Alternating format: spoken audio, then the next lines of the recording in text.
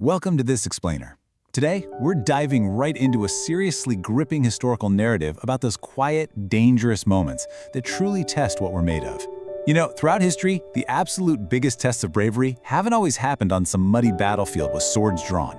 Actually, more often than not, they happen in quiet, tense rooms when someone is faced with a really terrifying choice. Do you speak the truth or do you remain comfortably silent?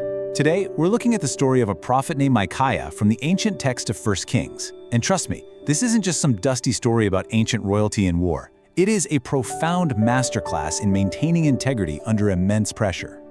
Just picture this number for a second. 400. Imagine standing entirely alone against 400 voices. And not just random voices, right? 400 powerful, respected individuals who are all confidently declaring the exact opposite of what you know for a fact is true. The psychological weight of that kind of unified opposition is just staggering. It's literally designed to make you doubt yourself, to make you cave in, and ultimately to make you conform. And that brings us to the ultimate question we're exploring today. Would you risk your career, your reputation, or even your personal safety to speak the truth when everyone in a position of power desperately wanted a lie? That is the ultimate test. It completely sets the stakes for an unforgettable historical moment that kind of forces us to examine our own convictions. Okay, let's get into section 1, the king's echo chamber.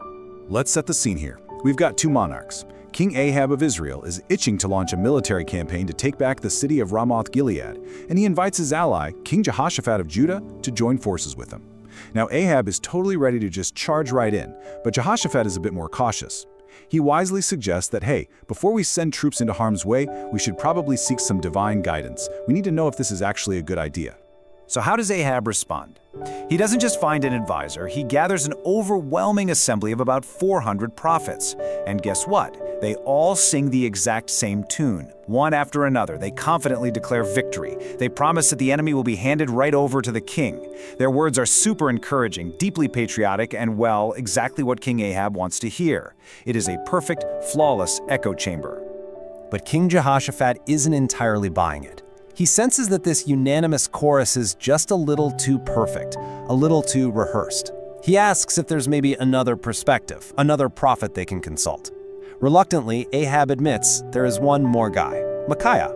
But then Ahab confesses his true, really dangerous attitude. He says, "I hate him because he never prophesies anything good about me, but always bad." Ahab clearly doesn't value the truth. He values flattery. He judges a message entirely by whether it validates what he already wants to do anyway. Which brings us to section 2, the pressure to conform. Ahab sends a messenger to go get Micaiah. And on the journey back to the royal court, this messenger decides to give Micaiah some quote-unquote friendly advice. He essentially tells Micaiah, "Look man, all 400 prophets are in perfect agreement. They are predicting massive success for the king. So for your own good, you need to let your word agree with theirs." The pressure here is astronomical. This messenger is basically telling Micaiah to get in line, because speaking differently is going to guarantee some serious, maybe even fatal consequences. And this right here, this brilliantly illustrates the absolute foundation of Micah's character. Look at his response. He doesn't hesitate for a second. He says, "As surely as the Lord lives, I can tell him only what the Lord tells me." He completely rejects the idea of prioritizing his personal safety or public approval over the truth.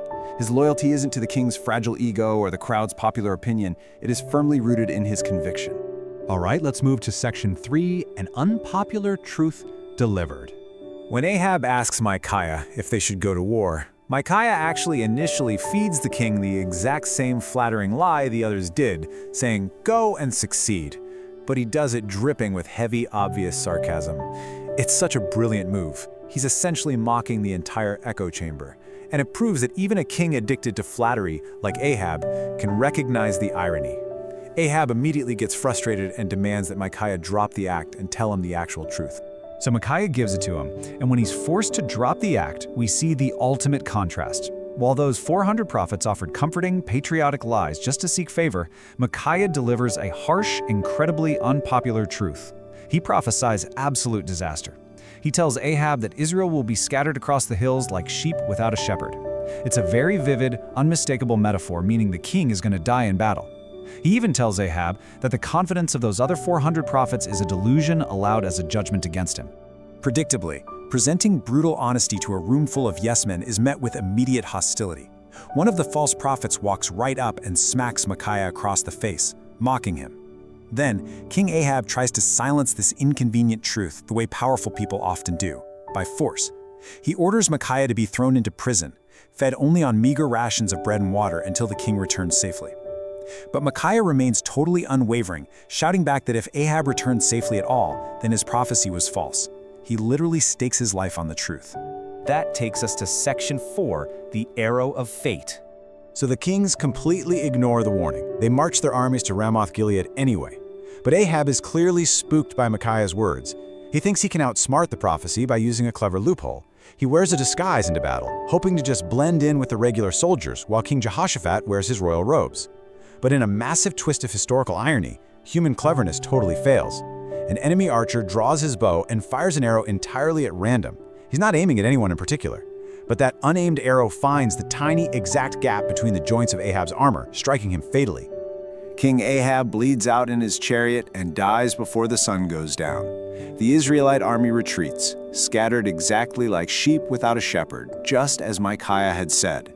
This brilliantly illustrates that human plans, no matter how clever or well-funded, can never, ever overturn the truth. The lonely, imprisoned prophet had spoken the reality of the situation, while hundreds of well-fed, comfortable advisors had spoken nothing but deadly lies. Finally, section 5, standing alone today. So what does this all mean for us? How does this ancient royal standoff apply directly to your life right now? Because, we don't really have kings asking us about ancient cities, but we face this exact same dynamic all the time. It brings us to the true definition of integrity. Integrity is not measured by how loudly we agree with the crowd. I mean, it is super easy to speak honestly when everyone in the room already agrees with you, right?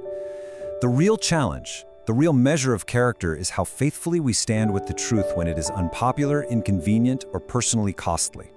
Micaiah teaches us that integrity often requires the quiet courage of standing entirely alone. We absolutely face these exact same pressures in our modern echo chambers today. Think about it. You might be an employee who is subtly expected to hide a massive mistake just to protect a company's stock price or image. You might be a student tempted to stay silent when you see widespread cheating because you just don't want to be an outcast. You might be a manager or a leader avoiding a desperately needed difficult conversation just to dodge criticism and keep the peace. Or you might have friends encouraging you to compromise your morals to fit in. In every single one of these situations, the temptation is identical to the one Micaiah faced. Just say what people want to hear instead of what they actually need to hear. Micaiah's story serves as this stark reminder that speaking honestly almost never guarantees applause. Actually, scratch that, it might invite misunderstanding, opposition, or even a demotion. But the lesson here is that truth has a way of standing incredibly firm long after comforting lies have inevitably collapsed. The opinions of the crowd will always change with the wind. The truth does not. I want to leave you with this final, provocative thought to chew on today. When your moment comes, and it absolutely will come, will you choose to protect your temporary reputation by nodding along with a falsehood? Or will you protect your permanent integrity by standing firmly for the truth? The voices of the crowd can be deafening, and powerful people will always reward those who flatter them. But telling the truth, even if it costs you today, builds an enduring legacy that no lie can ever erase. Thank you so much for joining me on this explainer. And hey, I challenge you to be that one voice of truth in your own life this week.